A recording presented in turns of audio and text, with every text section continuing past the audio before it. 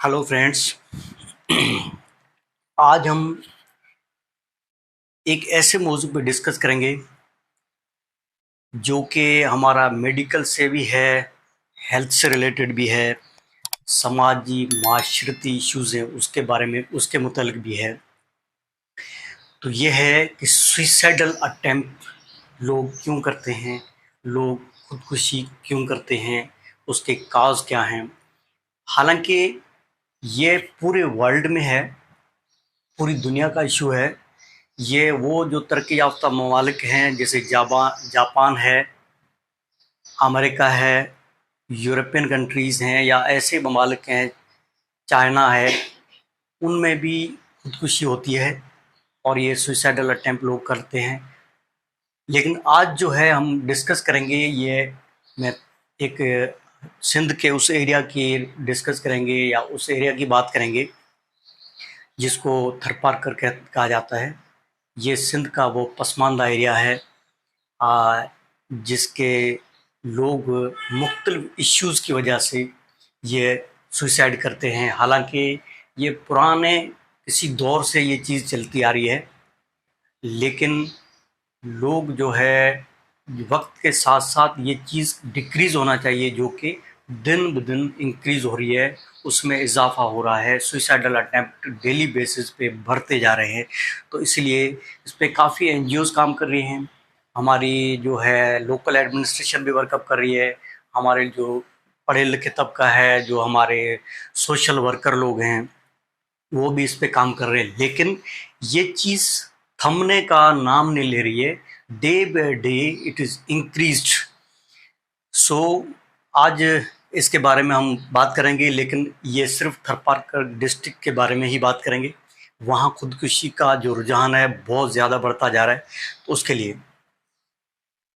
तो इसके काफ़ी मल्टीपल फैक्टर्स होते हैं, किसी एक फैक्टर की वजह से नहीं होता, क्योंकि सुइसाइडल अटेम्प्ट जो है कोई आसान बात नहीं है। एक जानवर है, एक परिंदा है, एक जीत है, उसको भी अपनी ज़िंदगी प्यारी है। तो कि इंसान ऐसे क्यों कर सकता है, इतना बड़ा जो अटेम्प्ट कैसे कर लेता है, अपनी ज़िंदगी को खुद कैसे ख़त्म करना चाहता है। उसके पीछे बहुत बड़े फैक्टर्स होते हैं। ये एक डिफरेंट, ये कॉम्बिनेशन ऑफ फैक्टर्स होता है, उसकी वजह से जो है ये चीज़ होती है। अब उसमें सबसे पहले जो है हम डिस्कस करेंगे फाइनेंशियल इशू। हमने मुख्तलिफ जो है फ्रेगमेंट्स किए हुए हैं कि जिस तरीके से हम इस चीज़ को आसानी से बात को समझ सकें। पहला पहला है इकोनॉमिकल या फाइनेंशियल इशू। थरपारकर डिस्ट्रिक्ट एक बैकवर्ड एरिया है। अभी तो वहाँ पे काफ़ी इम्प्रूवमेंट आई है एजुकेशन के लिहाज से, और थरकोल के बाद लोगों को फैसिलिटीज़ हैं। नहीं तो किसी दौर में पानी की से लेके हर मुश्किल मराहल से ये एरिया गुजरता रहा है। तो इसमें यहाँ के लोग जो है फाइनेंशियली इतने इम्प्रूव नहीं हैं। यहाँ के लोग छोटे मोटे कोई कारोबार कर लेते हैं, या कोई किसी के घर में कोई जॉब करने वाला होता है, या तो यहाँ पे लोग माल मवेशी पे गुजारा करते हैं, या काफ़ी लोग जो है वो अपना खेती बाड़ी करते हैं, उस पर गुजारा करते हैं।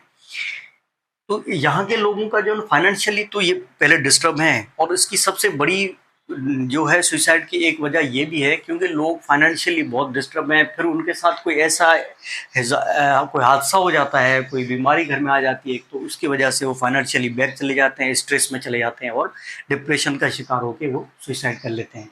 उसकी जो सबसे बड़ी वजह जो ये है कि वहाँ के लोगों को जॉबलेस हैं, बेरोज़गारी बहुत ज़्यादा है। लोग वहाँ से हैदराबाद, कराची और दुनिया के बाहर ममालिक तक जो है ना वो जॉब के लिए जाते हैं, क्योंकि वहाँ ये रिसोर्सेज नहीं है। अगर ये वहाँ की जो एडमिनिस्ट्रेशन है या वहाँ के लोग अगर कोई इंडस्ट्रीज़ वगैरह लगाएं, वहाँ पे लोगों को रोज़गार फराहम किया जाए, इकोनॉमिकली उनको बेहतर किया जाए, उनकी जो है जो माशी हालत को बेहतर किया जाए, तो ये लोग जो है इस तरह बैक नहीं जाते और ये इसी अटेम्प्ट से बच सकते थे।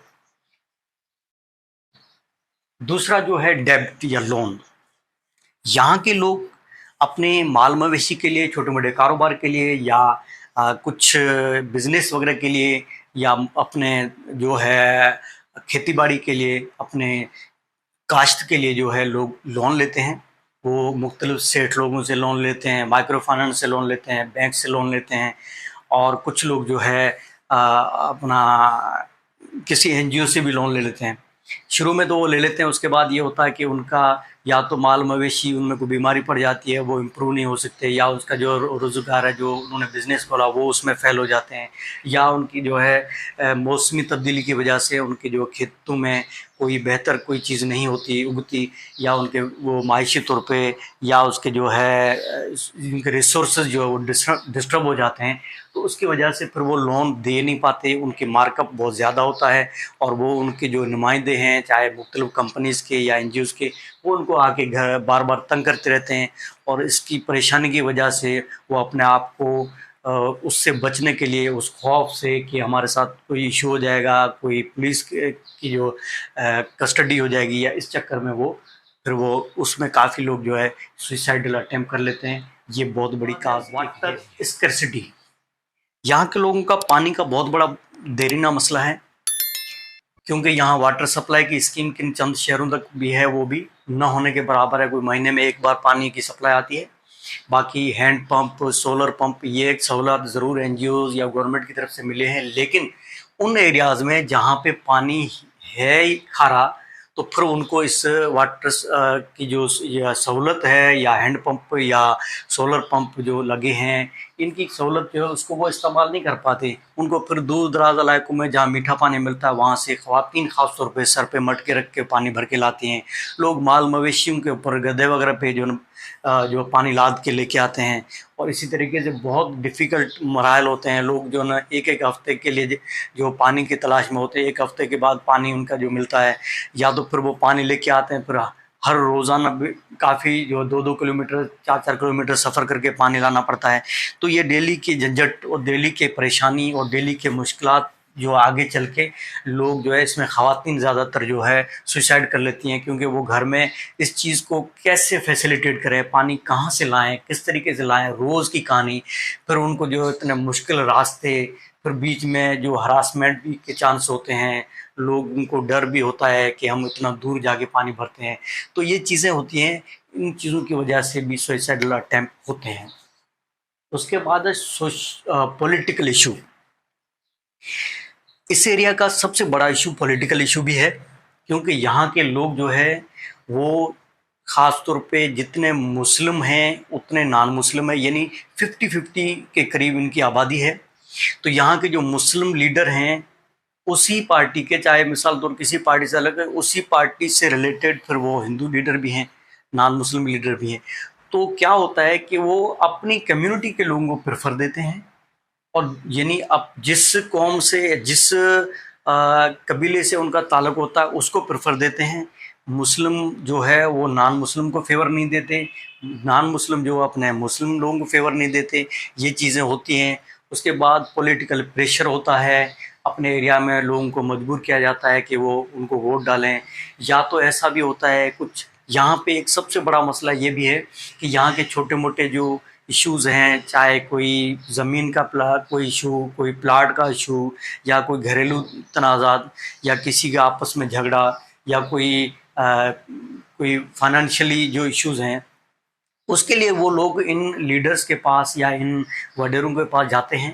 फिर वो लोग जो है उनको तारीख पे तारीख देते रहते हैं, और एक मसले के हल उसको कहते हैं हम फैसला करेंगे, उसमें सालों लग जाते हैं, और लोग चल चल के आखिरकार तंग हो जाते हैं। नाइंसाफ़ी उनको, उनके इंसाफ नहीं मिलता। वो अपने अपने लोगों को इंसाफ देते हैं, अपने अपने लोगों को फेवर देते हैं, अपने अपने लोगों को बेनिफिट देते हैं, और इस तरीके से लोग जो है डिस्टर्ब होके, वो उससे नाउम्मीद होके खुदकुशी कर लेते हैं। और इस सबसे बड़ी वजह पॉलिटिकल इशू हमारे एरिया में है, जिसमें लोगों ने तकरीबन ये चीज़ हुआ है कि उनके साथ इंसाफ नहीं होता, उनको फैसिलिटेट नहीं किया जाता, उन दूसरे लोगों को सहूलत दी जाती है, जब उनको नहीं मिलती तो लोग फ्रस्ट्रेट हो जाते हैं। लोग फ्रस्ट्रेशन का शिकार होकर फिर वो डिप्रेशन में चले जाते हैं, और ये भी एक कॉम्बिनेशन काज में एक काज। ये बात है सोशल इशू। यहाँ के लोग सोशली बहुत ईमानदार, मिलनसार, मेहमान नवाज, सच्चार और बहुत सेंसिटिव माइंड के लोग हैं, और उनके साथ लोग खिलवाड़ कर लेते हैं, काफ़ी सोशली प्रॉब्लम उनके साथ होते हैं, ऊंच नीच का प्रॉब्लम होता है, अमीर गरीब का प्रॉब्लम भी है। और वही मैंने जैसे सियासी लिहाज से बताया, इसी तरीके से इनके साथ सोशली भी जो मिसयूज़ होता है। फिर वो अपनी सोसाइटी में जो गरीब हैं उनको दूसरों के साथ मद्दे मुकाबले चलते चलते उनको मुश्किल हो जाता है, और वो उनकी बैलेंस बराबर नहीं हो पाता। डिसबैलेंस की वजह से वो परेशानी का शिकार हो जाते हैं, शादी गमी की वजह से, उनके वहाँ के रस्म रवाज की वजह से, उनके नॉर्म्स की वजह से। जैसे एक लोग हैं, उनको जहेज़ की जैसे लानत है। अब वहाँ गरीब बंदा है, उसके घर 4 बेटियां हैं, और उनको लोन लेके भी उनके जहेज़ का पूरा नहीं कर पाते, और वो उसके बराबरी में आना पड़ता है। अगर नहीं करता तो वहाँ के जो नॉर्म्स हैं, वहाँ के जो कस्टम्स हैं, उनको फॉलो करना पड़ता है।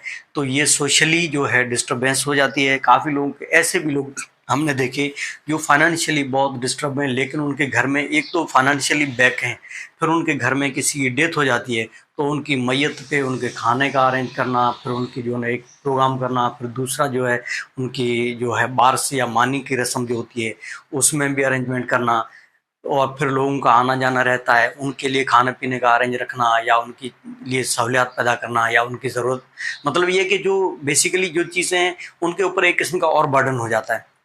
तो ये सोशल कस्टम्स हैं, नॉर्म्स हैं, उसको फॉलो करते करते उनकी हालत ये हो जाती है कि वो अनअफोर्ड हो जाते हैं, वो डिस्टर्ब हो जाते हैं, उनके ऊपर फाइनेंशियली जो है या सोशली प्रेशर इतना हो जाता है कि लोग मुश्किल हालात में पड़ जाते हैं, और वो सोशली डिस्टर्ब हो जाते हैं, डिस्ट्रेस का शिकार हो जाते हैं, और वो सुइसाइडल अटेम्प्ट कर लेते हैं।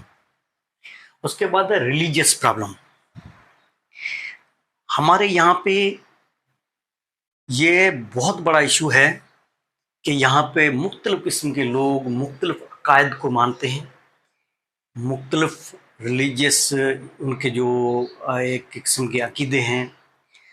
वैसे तो इस एरिया में है कि काफ़ी लोग आपस में एक भाई भाई की तरह रहते हैं, चाहे किसी भी अकीदे से ताल्लुक़ हो, मुस्लिम हो, नॉन मुस्लिम हो, क्रिश्चियन हो, हिंदू हो, कोई भी हो। लेकिन फिर भी कुछ ऐसे रिलीजियस इश्यूज़ हैं जिस पे वो डिस्टर्ब हो जाते हैं, और सबसे बड़ी वजह ये है कि यहाँ के लोग थोड़ा-सा मज़हबी लिहाज से या रिलीजन से थोड़ा-सा दूरी का शिकार हैं। तो उसकी वजह यह भी है कि लोगों को, वहाँ के लोग अवेयरनेस नहीं है। लोग जो रियल बुक्स हैं वो पढ़ते नहीं हैं। जैसे हमारे हिंदू कम्युनिटी के लोग हैं, उनको अपने जो है रामायण है, गीता है, या अपने जो मज़हबी वेद वगैरह है उनकी स्टडी नहीं करते। फिर वो पंडित है, महाराज है, या भोपा है, या पीर है, या मुर्शिद है, उनकी जो दी हुई बातों पे या जो वो बोलते हैं उसी पे अमल करते हैं। तो वो तो अपने मुफाद वाली बातें करते हैं, और ये लोग जो है ना उसमें फंस जाते हैं। असल रियलिटी का उनको पता नहीं होता कि असल में हमारे मज़हब में असल बात क्या है और ये हमसे क्या करवा रहे हैं, तो उनके बारे में स्टडी नहीं की जाती। दूसरा ये, यहाँ पे मैंने देखा है हिंदू कम्युनिटी के लोग मुख्तलिफ़ किस्म के देव देवता वगैरह उनको मानते हैं, फिर उन पे चढ़ावा करते हैं। वो तो ये भी फाइनेंशियल बहुत बड़ा बर्डन होता है। फिर उनकी ख़वातीन जो है वो मुख्तलिफ़ किस्म के जो है लोगों को मजबूर कर देती हैं, अपने घर वालों को हमारे ऊपर ये भी बोल रहे हैं कि ये भी हो सकता है, वो भी हो सकता है। फिर सबसे बड़ी बात है कि जब रिलीजन से दूर होते हैं लोग तो उसके ऊपर डिप्रेशन होना लाजमी होता है। उसकी वजह सबसे बड़ी ये है कि जब एक बंदा प्रे करता है, इबादत करता है, योगा करता है, या एक सजदे में जाता है, तो उस टाइम 2 किस्म के न्यूरोट्रांसमीटर या हैप्पी हार्मोन रिलीज़ होते हैं, जो जिसको हम डोपामिन कहते हैं, दूसरे का नाम सेरोटोनिन है। वैसे तो ये 4 हार्मोन होते हैं, लेकिन ये 2 जो है हमारी एक इबादत या एक हमारे जो है एक कंसंट्रेशन एक ऊपर वाले की तरफ हो, या एक जगह खामोशी से बैठ के जब आप प्रे करते हो आप, तो ये दोनों रिलीज़ होते हैं। ये एंटी डिप्रेशन है, ये एक एंटी डिप्रेशन ड्रग का काम करते हैं। जो लोग रिलीजियसली ये करते हैं, प्रे करते रहते हैं दिन में 2 टाइम 3 टाइम, उनको ये दोनों हार्मोन रिलीज होते हैं, और ये कभी उनको नाउम्मीद होने नहीं देते, और ये एंटी डिप्रेशन है, और ये डिप्रेशन होने से बचाते हैं। जिसमें एक डोपामिन है और दूसरा सेरोटोनिन बताया गया है। तो डोपामिन जो होता है वो तो किसी भी तरह की खुशी जो होती है, कोई काम अच्छा कर लेते हैं आप, कोई नेकी कर लेते हैं, कोई आप प्रे कर लेते हैं, कोई इबादत के, तो उसमें रिलीज़ होता है। और सेरोटोनिन जो है वो आप योगा करते हो, एक्टिविटीज़ करते हो, एक्सरसाइज करते हो, रिक्रिएशन करते हो, बाहर जाते हो, घूमने जाते हो, उससे ये चीज़ ये रिलीज़ होता है, अपनों से मिलते हो। तो ये दोनों जो एक ही चीज़ में जब दोनों रिलीज़ हो जाते हैं इबादत से, तो लोग जब इस चीज़ से रिलीजियस से दूर होते हैं, फिर बस अपनी ज़िंदगी गुजार लेते हैं जैसे भी तैसे, बस फाइनेंशियल सेट करना, उसको सेट करना, घर को सेट करना, ये चीज़ें करते हुए आखिरकार ये इशू हो जाता है कि लोग मेंटली डिस्टर्ब होते हैं, डिप्रेशन का शिकार हो जाते हैं और आगे चल के मुख्तलिफ किस्म के डिजीज़ होती हैं, या तो फिर वो सुसाइडल। उसके बाद lack of health and family planning. यहाँ के जो लोग हैं उनको न कोई एनजीओ अवेयर करती है, न उनको अपने आप अवेयरनेस कोई दी जाती है, या उनके बड़ों से कोई चीज़ समझाई जाती है, न कोई वहाँ कोई ऐसा इदारा है या हॉस्पिटल में जहाँ पे, या कोई लोगों के जो कोई ऐसे सोशल लोग हो जो जाके लोगों को अवेयर करें। तो लोग वो फैमिली प्लानिंग या इस चीज़ को समझते ही नहीं है। इसकी जाके नुकसान ये होता है कि एक बंदे के अगर 12-12, 14-14 बच्चे होते हैं, तो वो इन हालात में जो आजकल के जो हमारे जो फाइनेंशियल इशू हैं, जहाँ पे दुनिया पूरी परेशान है, तो अगर एक घर में एक बंदा कमाने वाला हो, उसके अगर 14 बच्चे हो, 12 बच्चे हो, वो किस तरीके से गुजारा करे। तो इस तरीके से उनको इस चीज़ का पता ही नहीं होता कि फैमिली प्लानिंग किस तरीके से की जाए, या फैमिली प्लानिंग भी कोई चीज़ है, या बच्चे पैदा कम करना कैसे करना है। तो उनको इसके बारे में अवेयरनेस नहीं है। अगर लोग इसको अवेयर करें, इनको पता हो कि भाई इतने पैदा करो जिसको आप पाल सको, जिसको आप पढ़ा सको, फिर वो बहुत ज़्यादा, जब आपके जो है घर के जो फ़र्द ज़्यादा हो जाते हैं, कमाई कम होती है, फिर वो डिस्टर्बेंस हो जाती है, परेशानी हो जाती है। और सबसे बड़ी वजह है भूख, अफलास, घर में किसी चीज़ की खाने पीने के लिए कोई चीज़ नहीं है, आगे चल के लोग जो है खुदकुशियाँ करते हैं। और इसकी सबसे बड़ी वजह ये भी है क्योंकि जब एक छोटा ख़ानदान होता है तो वो उसको पाल सकता है। वो अगर इतना बड़ा ख़ानदान हो जाए, कमाने वाला नहीं हो, रिसोर्सेज नहीं हो, उनकी जो है उनके पास कोई ऐसे ज़राया नहीं हो जिससे वो अपनी आमदन बढ़ाएं, तो आखिरकार उन बच्चों को भूखा तो नहीं देख सकते ना वो लोग। इससे बेहतर ये है कि अगर उनको फैमिली प्लानिंग का पता हो और वो बच्चे पैदा ही कम करें, तो फिर आगे चल के उनके टेंशन तो नहीं होगा कि कम से कम इसको हम खिलाएंगे कहाँ।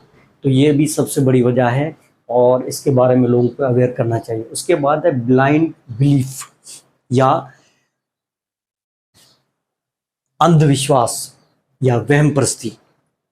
यहाँ के लोग मैं पर्सनली जानता हूँ जो कि मुस्लिम हैं या नॉन मुस्लिम हैं, हिंदू हैं, किसी भी कम्युनिटी से है, लेकिन वो अपने एरिया के हालात की वजह से, वहाँ की जो कस्टम्स आ रहे हैं, जो नॉर्म्स आए हैं, उसी वजह से वो अंधविश्वास का शिकार हैं और वो पता नहीं कैसी किसी चीज़ों पे विश्वास करते हैं। मुझे याद है कि मेरे गांव की एक फैमिली जिनके 2 बच्चे जिनको मैं NICH में एडमिट कराया, दोनों बच्चों को एक ब्लड डिजीज़ थी। उनकी ट्रीटमेंट के लिए ये वर्कअप हो रहा था यहाँ पे, और वो बच्चों को वापस लेके भाग गए और उन दोनों बच्चों की डेथ हो गई। उसको ये कहा गया कि वो हमारी वहाँ बीबी है, वो बता रही है कि ये बच्चे जो है मैं ठीक कर दूंगी, क्यों अस्पताल ले गए।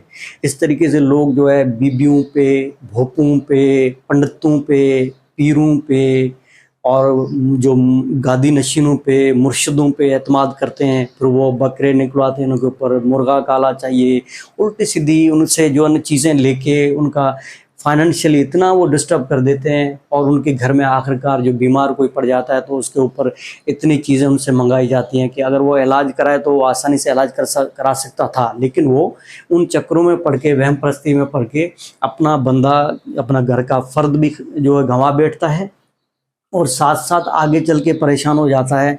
और उनको मुख्तलिफ वहमों में डाला जाता है कि आपने ये नहीं किया था, इसके ऊपर ब्लेम सारा उसी गरीब के ऊपर डाला जाता है कि आपने ये नहीं किया था, इसकी वजह से आपको हो गया, आपने ये नहीं किया उसकी वजह से आपको हो गया, आपने जो है ये जो फलां पीर पे आप नहीं गए उसकी वजह से हो गया। तो ये मुख्तलिफ किस्म की वहम परस्ती है जिसकी वजह से सालाना जो सुसाइड होते हैं उसमें सबसे बड़ी वजह ये भी है। और लोग मायूस हो जाते हैं, लोग मेंटली अपसेट हो जाते हैं, डिप्रेशन का शिकार हो जाते हैं। उनको पता नहीं होता कि सही पाथ क्या है। सही रास्ता क्या है, मजहबी रास्ता असल क्या है, तो उनको इसके बारे में अवेयरनेस दी नहीं जाती, उनको अंधविश्वास में रखा जाता है और वो इस चक्कर में आगे चल के बहुत मुश्किलात में फंसते हैं और वो सुसाइडल अटेम्प्ट उन्हीं घरों में होते हैं। उसके बाद है हेल्थ इशू।